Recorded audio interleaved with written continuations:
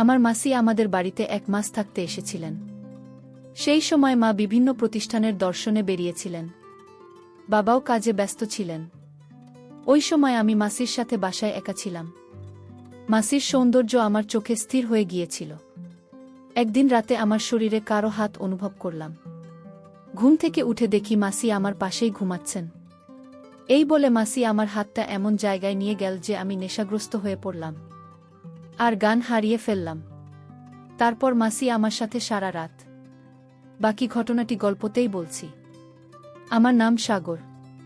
প্রতিদিনের মতো আজও আমি সন্ধ্যায় জিম থেকে ফিরে বাসায় এসে দেখি মেসো মাসি ঘরে এসেছে।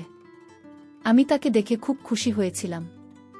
মেসো প্রায়ই তার কাজের সূত্রেই আমাদের শহরে আসছেন। তারপর তিনি আমাদের বাড়িতে আসতেন।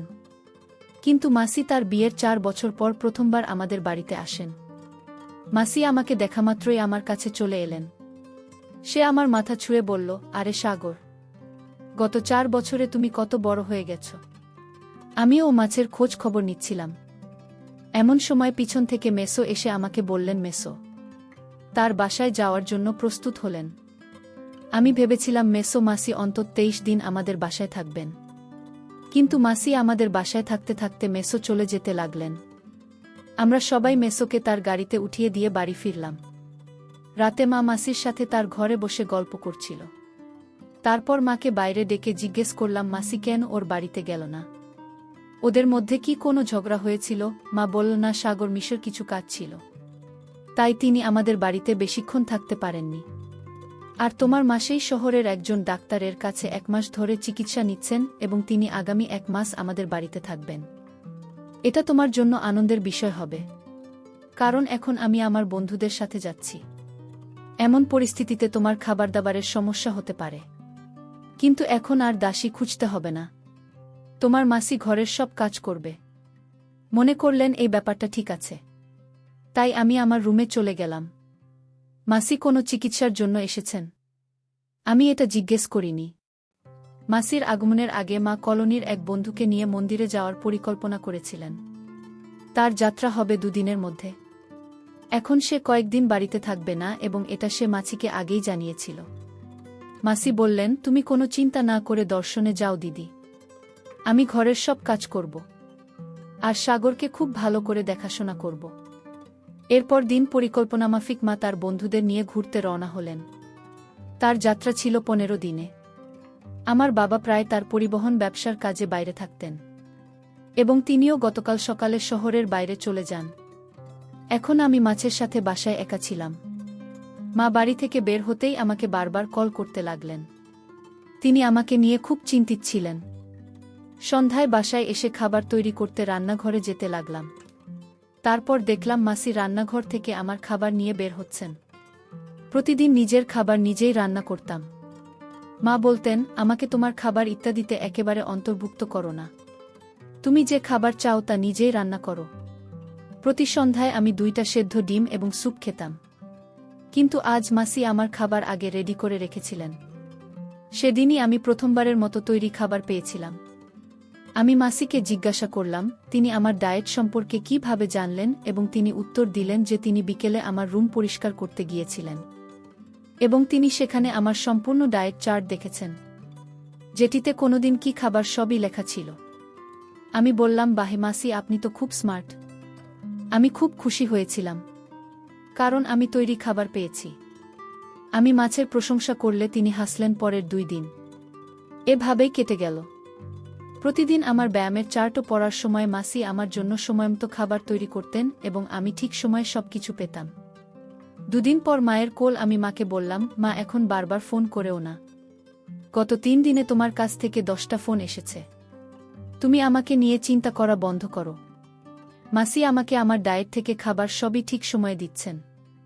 এখন তুমি আমাকে বারবার কল করবে না। আমায় নিয়ে চিন্তা করার জন্য মাসি আছে। সেদিনের পর থেকে মা আমাকে কল করা বন্ধ করে দেন।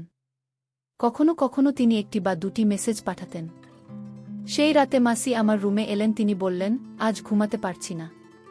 মাসি আমার সাথে কথা বলতে লাগল। কথা বলতে বলতে আমি মাসিকে জিজ্ঞেস করলাম, তোমার কি চিকিৎসা চলছে?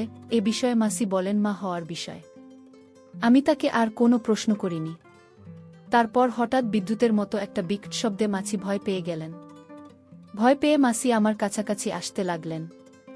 আমি একটু লজ্জা পেলাম, কারণ মাছির বয়স কম। আমি ভাবলাম মেয়ে মানুষ একটু ভয় পাবে, এটাই স্বাভাবিক। তারপর তাকে সান্ত্বনা দিলাম। আমি তার থেকে নিজেকে দূরে সরিয়ে বললাম, মাছি তুমি তোমার ভাগ্নের মাছি, এই ছোট কণ্ঠে ভয় পাও কেন? আমি হেসে মাছের সাথে কথা বলছিলাম, কিন্তু তিনি আমার দিকে অন্য দৃষ্টিকোণ থেকে তাকিয়েছিলেন। তার চাহনি দেখে আমি নিজেই লজ্জা পেতে লাগলাম এবং চোখ নামিয়ে নিলাম। আমি বললাম যে আমার খুব ঘুম পেয়েছে এবং তাকে ও তার ঘরে গিয়ে ঘুমাতে বললাম। সকালে নিজের সময় মতো কলেজের উদ্দেশ্যে রওনা দিলাম। মাসি বিকেলে তার চিকিৎসার জন্য যেতেন। সেই রাতে আমি যখন আমার রুমের লাইট অফ করতে যাচ্ছিলাম, তখনই দরজায় জোরে জোরে টোকা পড়ল। দরজা খুলতেই মাসির সামনে আতঙ্কিত হয়ে আমার রুমে ছুটে এল। মাসি আমাকে দেখামাত্র ভয় পেয়ে শক্ত করে জড়িয়ে ধরলেন। এখন তো বজ্রপাতের শব্দ ছিল না, তাহলে তার ভয় পাওয়ার কি ছিল? আমি প্রথমে তার মাথায় হাত বুলিয়ে তাকে শান্ত করলাম। সে বলল, সাগর, আজ আমি দিদির ঘরে একা ঘুমাতে পারব না।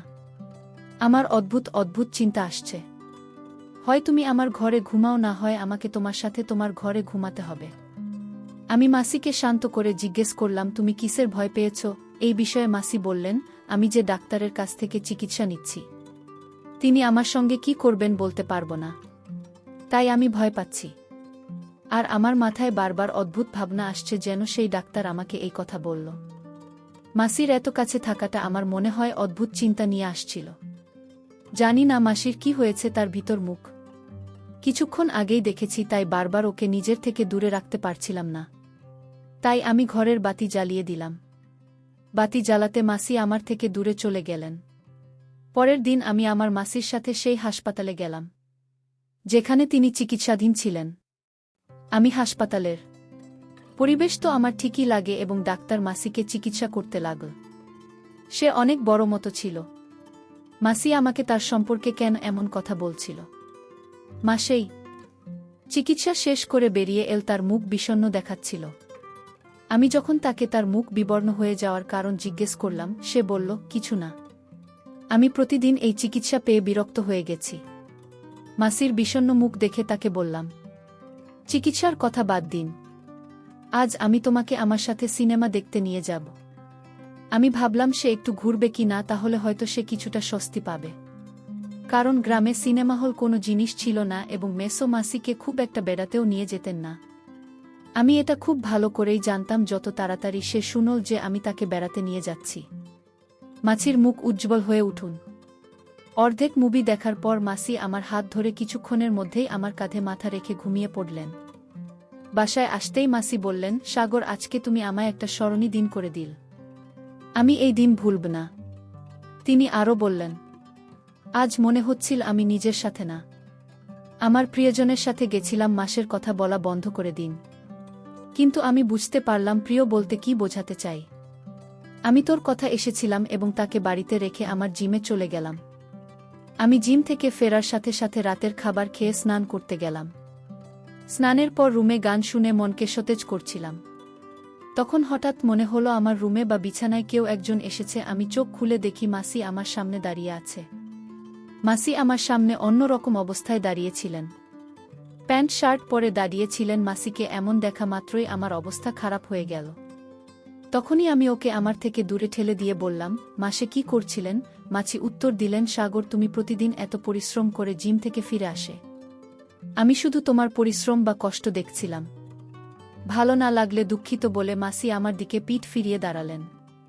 আমি বললাম, মাসি, আপনার ভাগ্নের পরিশ্রম দেখার অধিকার আপনার আছে। আপনি হঠাৎ এসেছিলেন, তাই আমি একটু ঘাবড়ে গিয়েছিলাম। মাসি কখনো আমার প্রশংসা করতে ক্লান্ত হননি। আমার প্রতি মাসির আচরণে হঠাৎ পরিবর্তন দেখে আমি ভাবতে লাগলাম আমি ওকে আমার রুম থেকে দূরে ঠেলে দিলাম। আজ রাতেও মাসি আমার রুমে এসেছিলেন এবং এবার তিনি সীমা অতিক্রম করলেন। তিনি আমার মায়ের একটি টি শার্ট পরে এসেছিলেন। আমি তাকে জিজ্ঞাসা করলাম, আপনি কোথায় যাওয়ার প্রস্তুতি নিচ্ছেন? এই বলে মাসি বলল, সাগর, তোমাকে কি সব শিখিয়ে দিতে হবে? যাই হোক, কয়েকদিনের জন্য আমার শ্বশুরবাড়ি যেতে হবে। সেখানে আমাকে বাড়িতে পড়তে দেওয়া হবে না। এখন যদি আমার ইচ্ছেগুলো পূরণ না করেই কবে করব? এই কথা বলতে বলতে মাসি আমায় জিজ্ঞেস করলেন, সাগর, তুমি আমাকে কেমন পছন্দ করো? আমি বললাম, তুমি খুব সুন্দর। আমি যখন তাকে বললাম, সে কত সুন্দর সাথে সাথে আমার দিকে এগিয়ে এসে বসল। মানুষের আচার আচরণ এখন আমার কাছে একটু অদ্ভুত লাগতে শুরু করেছে। আমি যখন ওকে ওর রুমে ঘুমাতে বললাম, তখন মাসি বললেন, আমি একা ঘুমাতে অভ্যস্ত নই। একা ঘুমাতে ভয় লাগে এই বলে সে আমার রুমে শুয়ে পড়ল। যখন তাকে মাছি আমার ঘরে ঘুমাতে শুরু করেছে, তারপর থেকে রাতে ঠিকমতো ঘুমোতে পারিনি। সেই রাতেও মাসে ঘুমের মধ্যে ঘোরাতে লাগলেন মাসির। এমন কাণ্ড দেখে সারা রাত মেঝেতে ঘুমাতে পারিনি। এভাবে আর কতদিন চলবে কিছুই বুঝে উঠতে পারছিলাম না। এখন আমার মনে হতে লাগল যে মাছির যত তাড়াতাড়ি সম্ভব তার বাড়িতে ফিরে যাওয়াই উচিত, কারণ দিন দিন তার দৃষ্টি আমার দিকে সংকীর্ণ হয়ে যাচ্ছিল।